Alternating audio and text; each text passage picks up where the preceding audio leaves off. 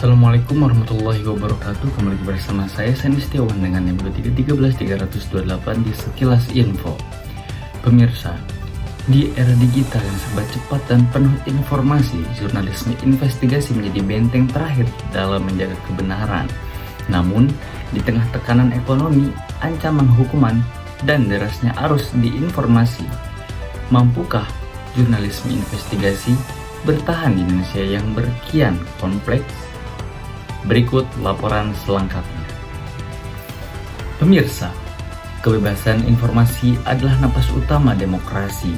Di negara seperti Indonesia, peran media bukan hanya menyampaikan kabar, tetapi juga mengawasi kekuasaan dan memastikan transparansi publik.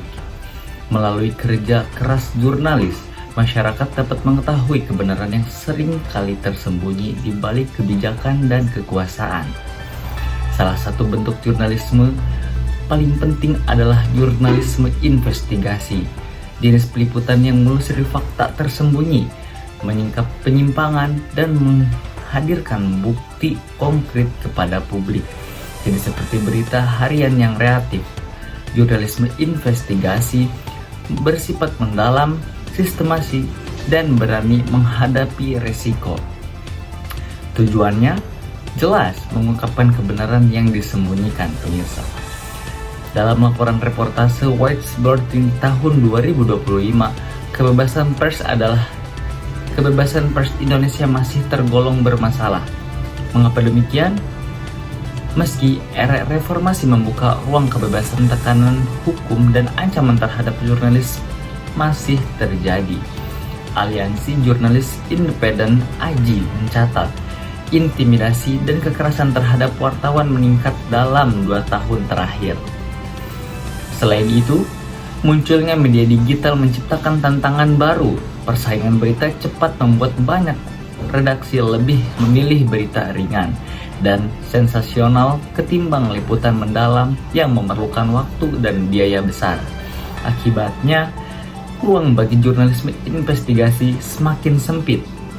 Mengapa demikian? Di balik situasi tersebut, semangat untuk membongkar kebenaran tidak pernah padam. Majalah Tempo menjadi contoh nyata melalui liputan kartu saksi bernilai triliunan yang mengungkapkan skandal korupsi proyek KTP elektronik. Investigasi memicu proyek atau proses hukum besar yang melibatkan pejabat tinggi negara. Tak hanya di Indonesia, dunia pun mencatat sejarah lewat proyek Panama Papers dan Pandora Papers, hasil kolaborasi jurnalis internasional yang membongkar praktik penghindaran pajak global. Kedua, kasus itu membuktikan bahwa kekuatan jurnalisme bisa menembus batas negara dan mengguncang kekuasaan. Meski demikian, pekerjaan ini bukan tanpa resiko. Banyak jurnalis menghadapi ancaman hukum, kriminalisasi, bahkan kekerasan fisik. Di era digital, ancaman bergeser menjadi serangan cyber dan kebocoran data narasumber. Ancaman itu tidak hanya membahayakan keselamatan jurnalis, tetapi juga mengancam hak publik untuk tahu. Namun, di sisi lain, teknologi juga membawa peluang. Kini muncul berbagai inisiatif seperti Indonesia Likes dan memungkinkan kolaborasi antar redaksi dan melibatkan masyarakat sebagai pelapor. Inilah bentuk baru jurnalisme investigasi yang lebih terbuka, kolaboratif, dan berbasis data digital. Hasil survei terhadap mahasiswa menunjukkan bahwa lebih dari 60% memahami pentingnya jurnalisme investigasi.